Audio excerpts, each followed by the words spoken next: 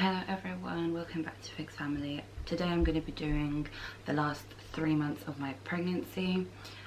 I basically was planning to upload my channel and keep my channel going, you know, much sooner than I hoped, but unfortunately my pregnancy has been absolute hell.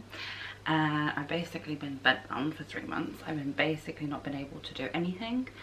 So I decided to just basically, you know, do the last first trimester of my pregnancy, and maybe, you know, once I'm in my second trimester, maybe I'll be doing, you know, updates at the end of each month instead, because obviously I'm not as sick. I'm still not well, but in this pregnancy, but I think I'm just going to be doing more at the end of each month because it's not as bad as it was before.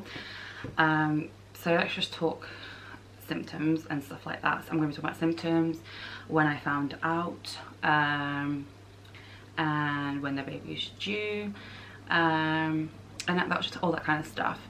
So I found out March 10th I was pregnant, and when I went to the doctors to let them know, he had actually told me I was 5 weeks gone, but then now doing the calculation from when I've had my ultrasound, I was actually 6 weeks gone. So I was already a month and a half already pregnant when I had found out. So yeah, so I would have found out earlier, but I guess I didn't have that inkling, I suppose, to get a pregnancy test. But basically I feel like that month and a half before I found out, I wasn't that bad, so I guess it didn't really hit me until later on. So I guess it wasn't really the first 3 months. I think it was more towards the end of the first trimester. And it was also quite lucky because before I actually just found out, we were actually moving houses, and I was quite lucky that I wasn't, you know, lifting anything, and I wasn't really doing too much physical, you know, lifting or anything like that, any physical exhaustion, because, you know, that's quite dangerous, especially in the first trimester. But it just felt like my body wasn't allowing me to lift anything anyway, so it wasn't like I was being lazy or anything. It was just, I felt like something was stopping me. I don't really know why. But yeah, like, I don't know, because a lot of people say that, you know, you kind of get the typical symptoms of like fatigue, vomiting or nausea, and, you know, just feeling a bit sore, I guess, in your breasts and your back and stuff like that. And, you know, sometimes they say that, you know, you go to the toilet a lot, because some women have that. Sometimes they say, you know, you have some food cravings and stuff like that, starts to begin that thing.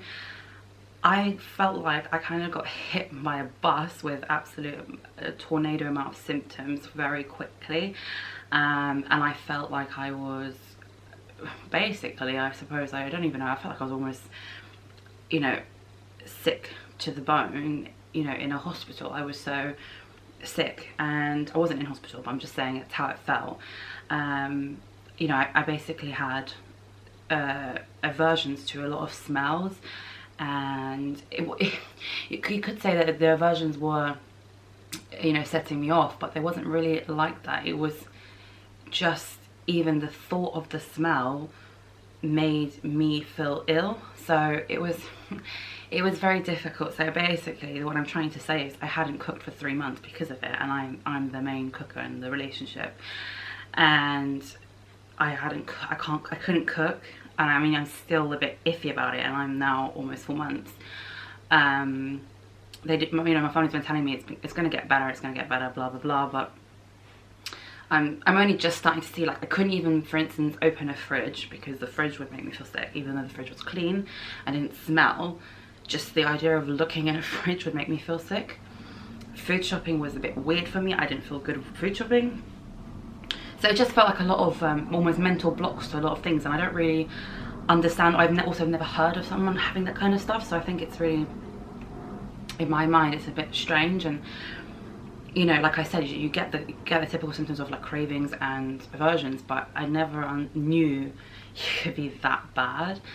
But yeah, like even basic things like the smell of hot oil when you need to fry something, or, you know, boiling water, even, you know, opening a microwave would make me feel ill, the oven would make me feel ill, just loads of different things. And, you know, the idea of any raw meat or anything ever so slightly gone off, it would make me feel sick. I wouldn't say gone off, but you know, there's like a one bad leaf or something in a bag, I would just be like, oh no, no, no, no. But yeah, it was just a lot of things, and over those 3 months I wasn't eating properly because of it. And it's a mix between my husband's not very good at cooking, and more other, he's not good at it, he's just not confident in it. And he's not very like experienced, I suppose is the right word. So because of that and me being sick, it was quite limiting us to our, you know, what we could eat. So it would always be either fast food, which is so bad, or it would basically be surviving off sweets and crisps and stuff like that, or just as simple as putting some nuggets in the oven. But there would be days where I couldn't even eat simple foods, like beige foods like nuggets and chips from the oven. I couldn't even eat that. So I just feel like I've had it very badly. And like I said, a lot of people tell you, oh, you know, you're gonna be sick, blah blah blah, but to me, I never thought it would be that bad. And I don't know, that could just be me. I don't know if the first trimester or pregnancy is that bad, or it is and it's not really talked about how bad it is, or I am actually just one of those cases where it is really bad for me. But moving aside from like food and eating, the other symptoms I've had are extreme fatigue. Like I'm falling asleep all the time, and I actually have noticed it's starting to get worse, which is very bizarre. It's usually worse in the first trimester, but I feel like it's getting worse in the sense that I'm functioning less if I don't have any naps. And I'm talking like, you know, 2 naps minimum a day plus a long sleep. And like people, when they hear you saying you are very tired, you need to have a lot of naps, they will automatically think that you have anemia. And actually, when I had my bloods done for my first midwife appointment, I actually found out I actually have too much iron. So it's a bit like, what the hell?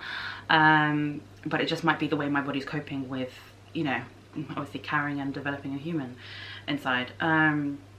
That's another thing, like everyone, you know, everyone's body works differently. So, you know, everyone fights viruses differently, fights illnesses, bacteria, whatever, all these type of things differently. So obviously everyone carrying a child it's going to be different for everyone. But like I said, it's just, I say it again, I feel like I've had every single symptom, common and not common, very badly.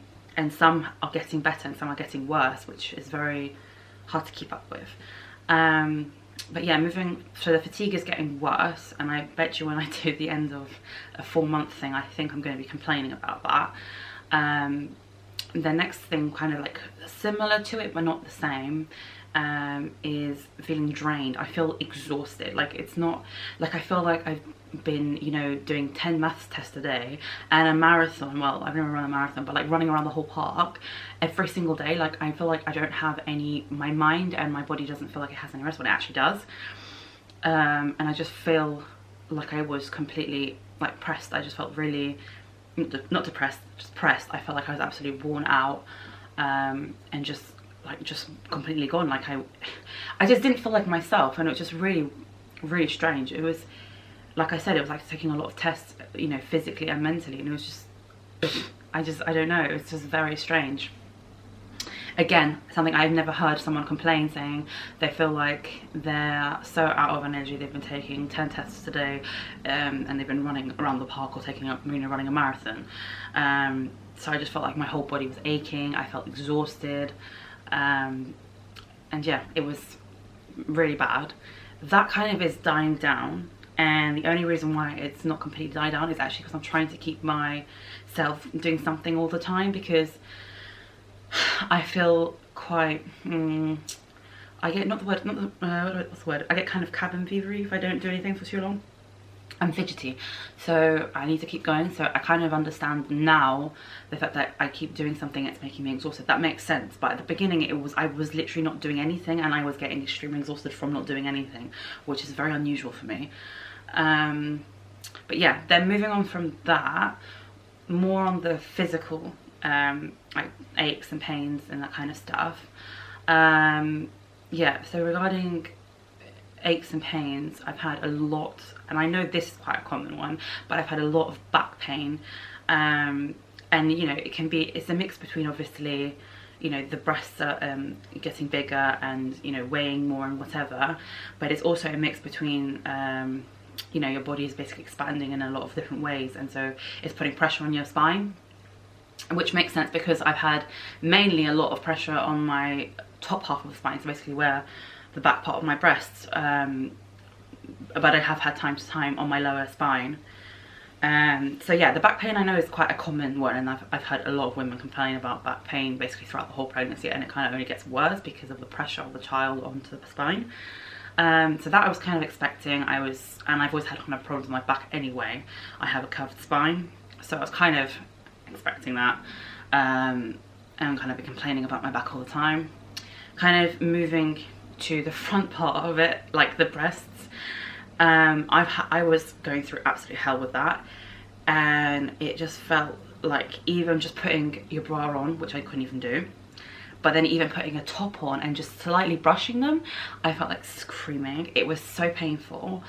Like, I don't know how common it is, but there's a lot of women who experience, you know, tender breasts before period. It is like that, but times 1,000. Like, I cannot even explain how painful they are. But even slight brush strokes, or even wrapping your towel around after you've washed, it is so painful. It feels like you've been so bruised and so battered. It's just such pain you would not understand unless, you know, you are pregnant and you've been through it yourself. But then again, every woman is different. But now moving into the second trimester, my breast pain has actually gone down, and it was actually going down quite rapidly, towards the end of my first trimester. So I'm quite glad about that, because I can still kind of, like, I can touch them, I can put my top on, and I can even put a bra on now as well.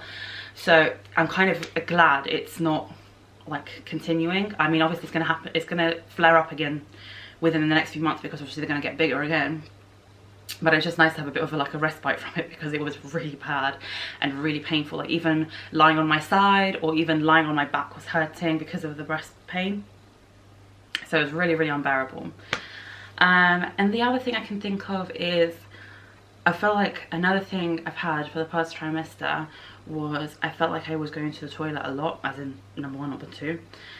And I didn't understand that, because when I thought of women going to you know, to do peeing all the time, I always associated that to being quite further gone in the pregnancy, as in, you know, the baby's bigger, it's putting more pressure on your bladder, and it's, you know, obviously releasing its own urine as well. But I actually found that you urinate more in the first trimester than in the other trimesters, simply because I think it's something to do with, I actually don't know, I'm not going to go into science about this because I actually don't know, but I found out basically it's more in your first trimester. And like I said, another thing, same with the breast pain, that has gone down as well, but I know it's going to pick up once the child grows again.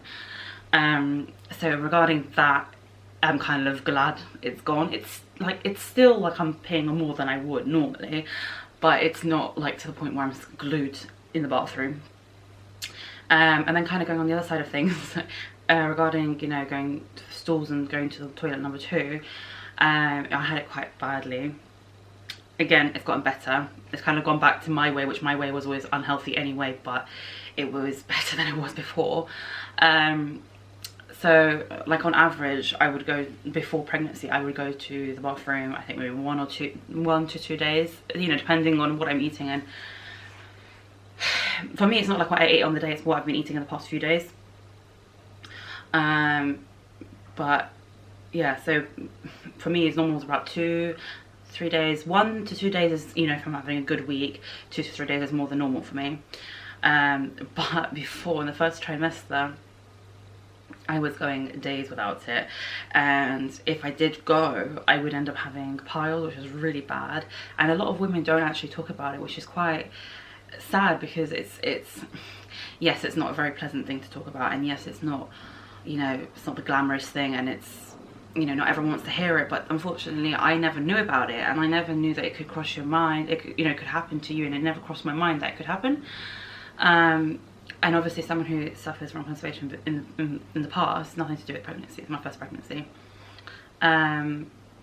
It's happened to me before, but it was never this bad. And I just felt like they were very persistent. and they wouldn't go away, simply because I was so constipated and for so long. It would be so painful when I did need to go that it would, as you can, you know, I'm sure if anyone knows anything about these type of things, they could, you know, when you go and you haven't gone for a long time and you've been constipated, it hurts and it, yeah, it causes a pile basically. So yeah, that wasn't great, but like I said, that as well has died down as well. So, you know, even though my diet has gotten better, because obviously my diet was very bad, I still have that constipation. It's just the whole piles kind of side of things has kind of died down. And like I said, I'm still not going every day, which is very normal for me. But I was, you know, I was not going for a very long time, and then I was getting those piles as well. Whereas now I'm not going all the time, not often, but I'm not getting the piles. So I'm okay with that, because I'm just kind of used to, that's how my body has always been since I was a child. Okay, moving on from that. That was a bit weird. I think, what should we talk about next? I guess the only other thing I can think of as well is I've developed, obviously I'm prone to eczema. I've had eczema basically since I was a baby, but I'd only have flare-ups. So I would have you know, flare-ups of eczema if I had too much acid, if I was stressed, just lots of little different things. I was told that as a child, if I had oranges specifically, it would make me absolutely flare up. But I've actually now got it on my face and it looks like I've been burnt, which is obviously on this camera you can't really see, but it's specifically here and on the hairline and on my actual scalp. I have really bad eczema and I don't know how to get rid of it. Excuse me. And I just don't know what I'm supposed to do with it, because it's pretty bad. I'm very, very itchy, and it makes me feel like I'm dirty, but I'm not, because I'm actually very clean. And it just, yeah, it's very, very itchy. I can't explain it. Like, it's itchy as if you've got nits. I don't know if anyone has had nits before. I had nits when I was a little girl. It's like nits, but it's just very itchy, and because I'm scratching it so much, I then develop dandruff as a result of it, because I'm scraping so much of my scalp off. So it's just like, it's like never-ending cycle of just feeling absolutely crap about yourself in a lot of different other ways. But then also this, like, you know, you'd feel dirty as well, but you're not, because you just washed your hair. So I mean, I have been doing the chamomile treatment on my hair, so basically just boiling chamomile tea and then pouring it on your head to soothe my scalp. And it has been helping, but then, you know, 1.5 days later it starts to get very itchy again. So as you can see, it doesn't last very long. Luckily and not luckily, my hair gets kind of greasy every 2 days, so I need to wash it then anyway. So, you know, then I can do the chamomile treatment again. But it's just very annoying, and I don't know how to get rid of it. And it's just like my whole face has become very sensitive, as if I've had, like, you know, like I've been burnt or something, and I don't understand what's happened. But yeah, the next thing I wanted to maybe touch upon, which is another common symptom, is acid reflux. I've been having that for the past 3 months, and it's still continuing, which is very annoying. I think this is one of my biggest complaints out of actually a lot of the things. This is my biggest complaint. And it's very annoying because specifically, okay, I'm going to talk about acid reflux. I'm also going to touch on something else because it kind of goes hand in hand with me personally. I've been basically throwing up religiously every single morning when I wake up for the past, basically since I've basically found out I was pregnant, so the past, what, 3 months basically. And I found out when I went to the GP that it's basically something called post-nasal drip, I think it is. So it's basically the, what is it, snot? I don't really know what it is. Mucus or something kind of drips to the back of your throat and goes down to your stomach.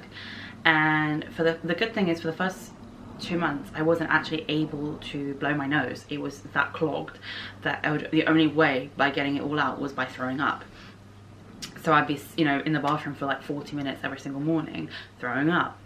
But the good thing is now that I can blow my nose as well, so I'm in there for like 5 minutes and it's not that bad. You know, it's still terrible, you know, you shouldn't have to feel like you get up in the morning and you have to throw up. I mean, that's horrible. But there are days where I have the post-nasal drip with a tiny bit of acid reflux, but then I have days like today, which is purely acid reflux, throwing up, and a tiny bit of postnasal drip. So for me, it's like I feel sick. You know, and for me, I find acid reflux worse than the postnasal drip, simply because with the postnasal drip, it's quite easy. How do I explain it? Because it doesn't really upset your stomach. It just kind of just feels horrible, and just feels like, you know, you're basically just throwing up lots of snot, which is absolutely horrible and absolutely disgusting. But it's not that bad in the sense that, you know, just have a bit of drink of water and have a biscuit and you'll be fine. Whereas with the acid reflux, it actually hurts your whole chest, it hurts your whole stomach. It tastes horrible in your mouth as well, not to mention. And even when you have some water or something, or a biscuit or whatever, it still doesn't really help. You know, you have to eat something quite solid quite quickly afterwards. So I find the acid reflux worse, much more than the postnasal drip. However, because I get the acid reflux not as often as I do the postnasal drip, at least not to that extent, I find the postnasal drip so draining. Especially, you know, the thought of just having to wake up every single morning and just having to throw up is ridiculous. But I'm quite lucky that throughout the day it's not there anymore, because before, in the first trimester, it was really bad. It was like, I felt like I almost had a never-ending supply of it, and I was like thinking, oh my god, how much am I producing? But yeah, that's kind of just all that kind of stuff, really. And the only other thing I can also mention that I've noticed is I started to show up quite quickly. Now, I know that women say that when you are in your first pregnancy, you kind of start to see a bump kind of forming, kind of, I think, in the 20-week kind of mark. I started to show, I think it was when I was going for my ultrasound, so I think I was 12 weeks pregnant, which was quite early. But I also think in the back of my head, because I was never really flat and skinny, I think it kind of just, I feel like my belly kind of just moved a little bit and kind of just made my belly look more like a bump than, you know, fat belly, I suppose. So it kind of just moved. So I feel like I'm not really like, there's not much fat underneath my breasts, you know, this kind of part of my body. It's all kind of moved downwards a bit, and it's like, you know, like a little, like, I don't know, peanut kind of shape. It's like really funny. So I think that's maybe why I've shown up so quickly. I think because I was already quite big, and I think it just kind of shifted. I think that's what it is. But yeah, that's pretty much all I can think of. And as a result of all that kind of, you know, moving around of my stomach and stuff, I've developed more stretch marks, which I already had, but they're flaring up again. So they kind of disappeared, you know, like bio oil disappear, but they're kind of flaring up again, and there's more of them now, which again is normal, it's gonna happen. But yeah, I think the only other thing I have to say is, you know, I have to say, people who have low self-esteem, you know, when you go through this much, what's the name? Like, you go through this much like pain and, you know, troubles with your body and whatever, because you're carrying a human, you kind of appreciate, especially when you see the scan, you know, what your body can do. And it's just really, sorry, I get really choked up when I talk about this, but it's just amazing. And I feel like I found a new love for myself throughout this whole pregnancy. And it's not like I'm not saying I never loved myself. I just didn't love myself enough. And I think since I've been pregnant, I'm not going around telling everyone to go get pregnant, I'm not saying that, but I'm just saying, when you are in the right time in your life and you do fall pregnant, you will appreciate yourself a little bit more, which didn't happen straight away, because actually when I was really at the beginning of my first trimester, I was extremely depressed as well. And I thought, oh my god, you know, I feel so guilty, blah blah blah, you know, the typical, you know, feeling depressed kind of symptoms you have when you're pregnant, or, you know, if you've never had it, then the kind of stuff you hear about. You feel guilty because you're supposed to be happy, blah blah blah, especially when you know, think it's not going to happen to you and stuff like that. And I felt really guilty, but in the last, I would say, 3 weeks, it's completely disappeared. I feel confident, I feel happy, I feel like more in love, and I feel like I just appreciate myself more. And I feel like, I know it's quite early, but I'm starting to feel like a grown up, and I'm starting to feel more, I don't know what the word is, I guess I'm feeling maternal and stuff. I'm starting to think it's not about me anymore. I've got something else I need to think about. You know, what you know, that kind of just typical mum kind of feelings, I suppose. Like, you know, it doesn't matter what I look like or whatever, it's about the kid. I'm starting to get those kind of maternal feelings, and when I start to get those maternal feelings, my depression started to disappear.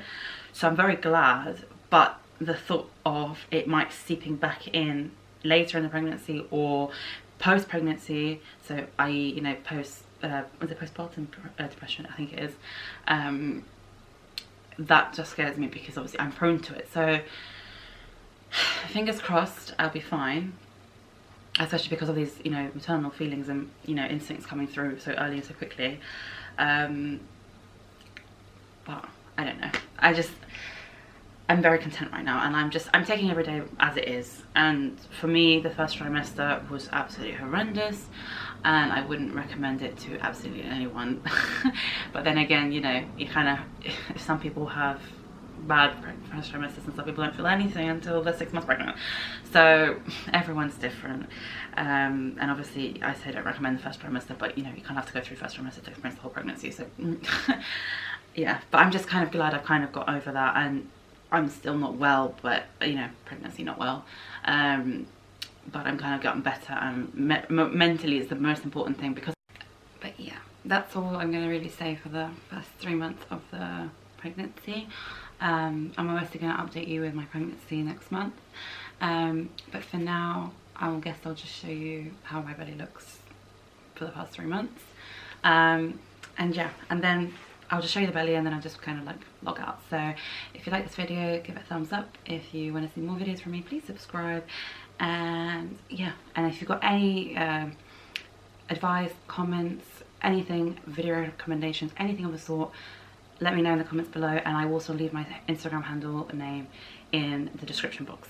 So here's my belly at 3.5 months pregnant. And like I said, it's really dropped, which is really bizarre. And yeah, it's my little peanut inside there.